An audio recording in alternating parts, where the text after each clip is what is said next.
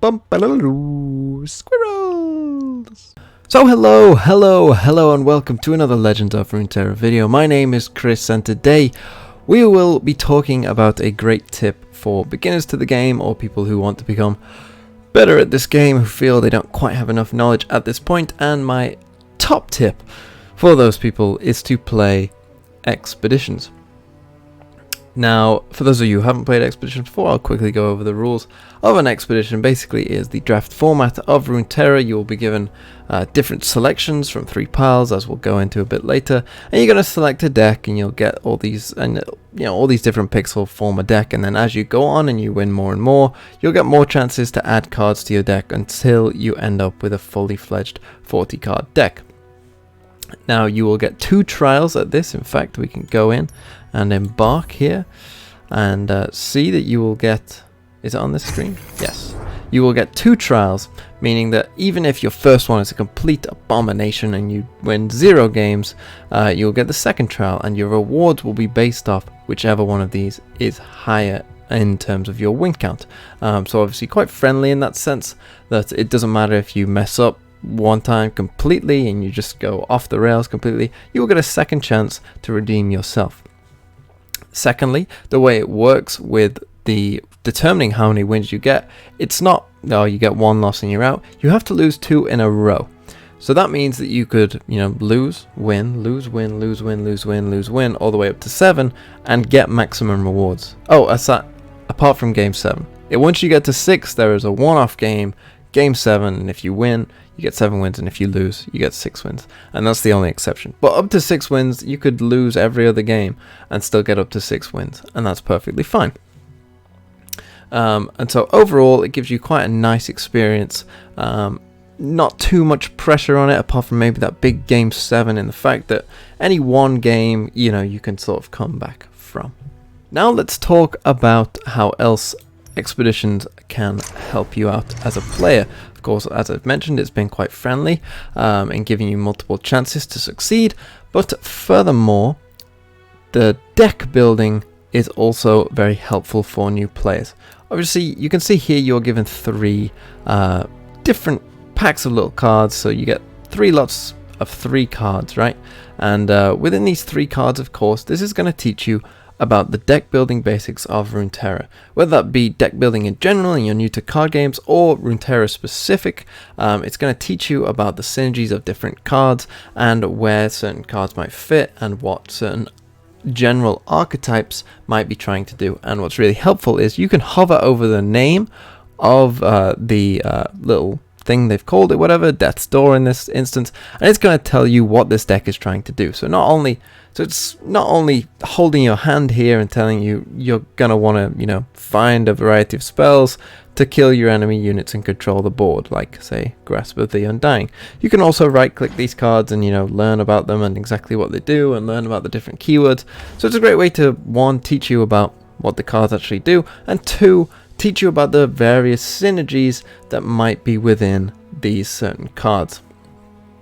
And so that's obviously very helpful for new players, as it will give you a chance to learn when you're deck building outside of expeditions. Okay, I remember that Darius went well in my Darius Spider deck with Elise, and it really worked well in expedition. And now all of a sudden you understand, okay, now I'm going to build that deck within normal play and go and use it. And it's a great way to learn how to use those cards.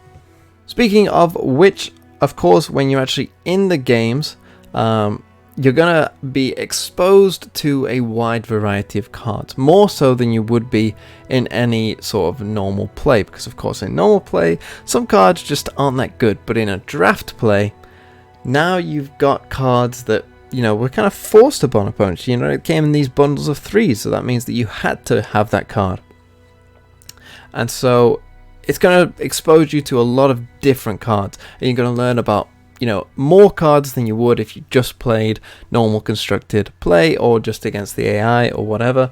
And so in terms of that, playing the game, you're going to build up this knowledge base, and obviously just playing the game in general, you're going to obviously learn about the different mechanics. You're going to learn about, you're going to make mistakes. We all make mistakes somewhere out there. There is a video of me thinking that Lux was any 6+ mana card.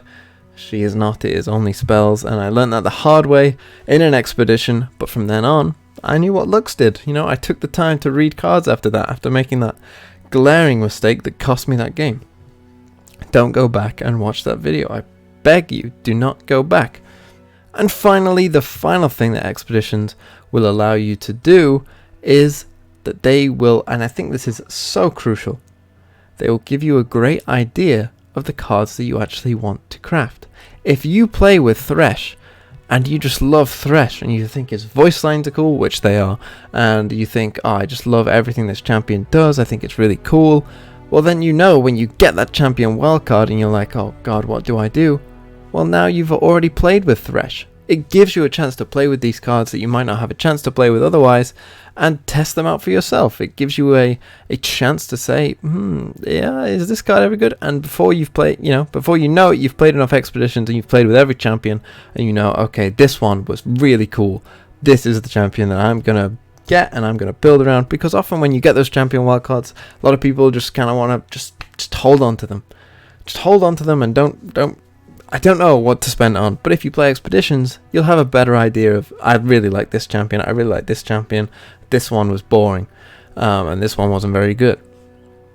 And so I think that's crucial for understanding what cards you enjoy playing with, and the cards that speak to you. This is a chance to play with them without having to put actual big time resources into them, right? And also, of course, it gives you rewards no matter what. If I go through this here and just pick cards randomly and just go through, and if I retire at the end of this, it's still going to give me an epic capsule. So even if you don't feel like playing, let's say you got 4 wins and then you just didn't feel like it one day and you just wanted to retire, you could retire with your 4 wins or whatever.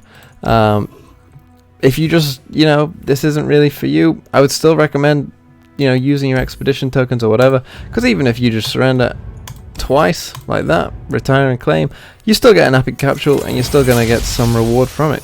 You're still going to get an epic card. I just got Terror of the Tides. It's a fine card. And so the rewards you get, obviously, as you go up and up and up, are going to be more, and by the time, you've got to 7 wins, who knows, this epic card could easily transform into a champion, and you just got a free champion as well. Now, there are some notes that come with expeditions. You will notice it here that on mine right now, I'm level 11, and it says +1 expedition token and +1 champion card. It's very important that you get the vault up to level 10. Now, level 10 isn't that hard to do. If you complete your quests every day for the week, you should get there. I'm not sure if that's a guarantee, if it will actually 100% get you there, but it definitely should get you within the range where you're not playing that many games to get there. And you can complete quests, by the way, against the AI. So if you're just, friend, I used to be that guy. I used to be, pretty scared of going in to play other people. I found it a bit daunting a long time ago.